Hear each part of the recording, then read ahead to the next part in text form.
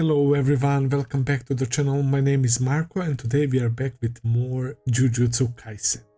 I'm really excited to see what happens now that Sukuna is unleashed. I'm really worried because if we look at the things right now, right, with Gojo being sealed and of course Mei and Ui fighting, the Brain Ghetto, Nanami, Maki, Naobito, Fushiguro being occupied with Toji right now, and it seems like Jogo took out Maki, Nanami, and Naobito, which is insane. We didn't get to see Maki and Nanami after the impact, but we for sure saw Naobito, man. Not gonna lie, in my mind, I keep repeating this, I expected more from the head of Zenin clan, right? Because they were elevated to the heaven basically from the beginning of the series until now. So there is still a little dose of disappointment when it comes to the, I guess, the head of the Zenin clan, but it also represents the strength of these disaster curses, man. And Jogo, who is like seeing these comedic scenes and whatnot, who got rolled by Gojo and all of that, man, it's like downplaying him, but he's actually so scary. And I like how he just walked in there, right? Like nobody sensed him. He bid farewell to his fellow friend, right? Dagon, who died, and started like blasting everyone, which was really insane and kind of like hard to process, man. Speaking of Toji, right, and his appearance in Dagon's domain expansion, that was amazing. I really like the way they animated that fight. Toji is a beast, man. He is one hell of a beast. He is such a strong character with zero cursed energy. It's so impressive, man. Yeah, these heavenly pacts can really do wonders, man. He's literally insane, but it's fucked up that the Granny's ability is actually making him go after the strongest people, right? And the fact that he went after Fushiguro after defeating Dagon, man, after Megumi. I am so excited for that as well. Poor girls that got saved by Ghetto. It was honestly very sad, man. They were trying so hard to defeat Ghetto, right? Not to do that to their like basically father figure's body, man. I totally understand their POV, and it was so sad to see them go like that by getting their heads destroyed and chopped, man. It was so brutal. Sukuna is literally the incarnation of devil. He is evil, man. I don't get it, man. When Gojo was talking about him, it was very early in the season 1, right? Didn't he say that he was like the sorcerer himself? Like they said that he was like the four-armed, like sorcerer or whatever, man. So it would be really dope if we could get a backstory on Sukuna one day, man. And why that motherfucker is so despicable and evil. Even when he took over Itadori's body at the very beginning, right? He was saying, oh, this area is like filled with women and children, like maggots. It's such a nice era, right? Implying that he wants to kill all these like innocent children and women, man. The guy is fucked up, and he is here right now, and Gojo is not here, and everyone else is hurt, man, or not even close on his level. So it is pretty scary. How things are going right now, I really expect either Yuki or Yuta Okotsu to step in, or perhaps even both, man. And that would be so hype, man. I'm really excited to see what happens. So yeah, guys, without further ado, let's jump into episode number 16. Let us begin.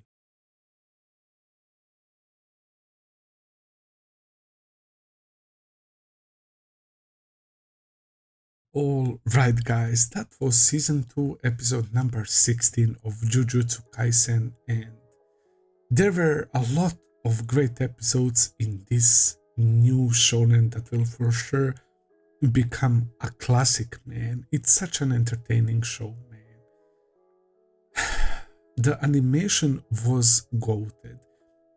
After first couple of scenes, I noticed like what would probably appear as deceivingly like bad drawing, but no, it's actually like when there is an action-packed episode and you see the characters, like you can tell that they are drawn like, I don't know how to describe it. I'm really not that knowledgeable about animation and drawings, but you know, it reminds me of those crazy fights from Mob Psycho or even the fight against Itadori against Choso, right? When they were starting to go hand to hand, right? Like when animators get more expressive, right? And the movements are so fluid, man. The fight between Jogo and Sukuna, I mean, it wasn't a fight, it was a beatdown. The fact that Jogo died by burning to death and he's all about the fire and the volcano, right? It's so fucking ironic, but it goes to show you how nasty Sukuna is. That evil piece of shit. I totally did not expect him to praise Jogo and to tell him to be proud during his last moments, man. It was pretty sad seeing that, right? Him joining Hanami and Dagon, but at the end of the day, like, it's hard to get emotional over them, man. They are fucked up curses, man. I mean, curses are evil, like, by default. They are created from people's worst and negative emotions, and he killed a bunch of people and all that stuff, man. But yeah, it was still pretty interesting to see him crying and Sukuna praising him. I was more surprised by Sukuna more than anything, and when he noticed Uraume or Urume or whatever, I'm sorry if I'm pronouncing it wrong, it's almost like, oh shit, it's you. It's like your friend that you didn't see for a while, man. That's the vibe I was getting. So that made me think that did this person who we only saw briefly, is it somehow behind the from the shadows behind everyone's back, like puppeteering all these scenarios or some shit, man? I'm kind of having a hard time believing that, but it's somebody that is apparently loyal to Sukuna, right? And Sukuna kinda likes seeing that person, so I really wonder what will happen next, man. It's really crazy. Perfect scene with Toji and Megumi. Perfect, man. Oh my god, their fight was crazy as well. The way Megumi was using Shikigamis to dodge all those attacks, so creative and on the fly, right? As Toji is relentlessly pursuing him and throwing fucking trucks at him and those like sharp spears, that sharp weapon that he himself crafted, by the way. Toji is built differently, man. I don't know, the trinity of Gojo, Sukuna, and Toji, they're just built differently, man. They're fucking ridiculously powerful, man. I mean, Toji literally killed Gojo, bro. I doubt that will be the case right now, right, with the current Gojo. But hey, you never know what that fucker might do, man. We saw that Gojo later on destroyed him during the rematch when he mastered, right, the reverse curse technique and awakened Hollow of Purple, mixed his red and blue and all of that. But still, Toji, Gojo, Sukuna, insanely powerful dudes. But yeah, back to Megumi and Toji, really, really emotional and nice scene.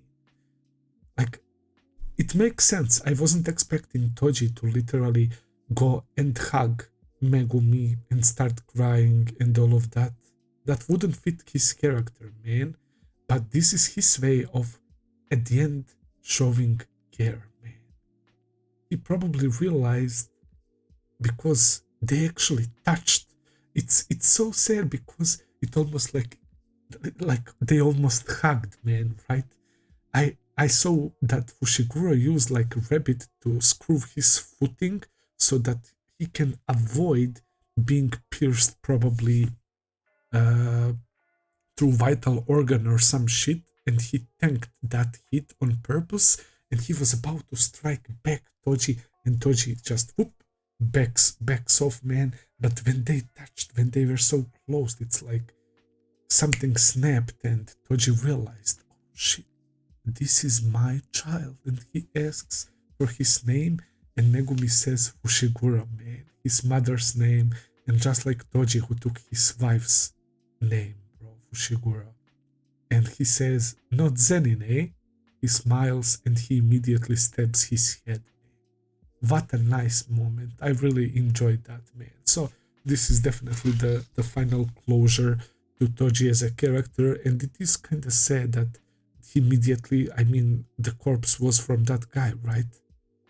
I wonder if Megumi will ever realize that that was his father, man. Like perfected version of Maki, as they said, man, literally. But man, Maki is not even close to Toji, bro. We didn't get updates on them after Jogo attack, man. Who knows what is happening? Also, the detective dude with the sword and Panda, he wants to survive, man. I mean, can you blame him that much, right? But the reason he wants Panda to stay with him as well is because of him also, not because he necessarily cares about Panda. I'm not saying that he doesn't care at all, right? But he's very calculated dude and wants to prolong things, and he was disappointed when they talked little to those guys from Geto's family. I appreciate that we got seen with them as well, discussing all of this. That was nice, and it was hilarious how they were getting interrupted all the time by Sukuna and Jogo, and when Sukuna appeared there, he's literally playing games, man, waiting, giving them like a 0.0 second chance to dodge the explosion, man. I think they all did, or at least Panda and this dude did. I don't know about Geta's squad, right? Sukuna is something else. So yeah, guys, definitely, I think for now, until everything kind of settles down, at this moment it feels like one of my favorite episodes, but we will see how the season progresses, man. I did say a few episodes ago that I will wait for season 2 to be completed to compare it to season 1, but at this point I feel like that's not even necessary, man. I think that season 2 is already way ahead of season 1, man, and season 1 was really good, but season 2 is on a whole another level. And that creature that showed at the end of the episode, we only got to see feet, right? Definitely doesn't seem like a human. It's probably some sort of curse. And my guess is going to be, I don't know, maybe not Yuta, because he doesn't have Rika anymore, right? He shouldn't be able to summon anything, but let's say that perhaps Yuki came to the scene, man.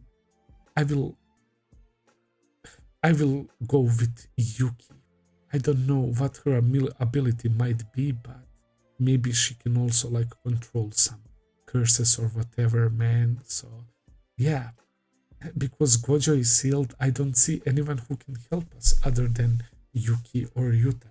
So that was all for today, guys. I hope that you enjoyed. If you did, please consider subscribing, leave a like, comment, all that good stuff. As always, check out my Patreon page if you want to see full and early reactions. I will be seeing you very soon with another video. Until then, take care and have a nice day. See ya, guys.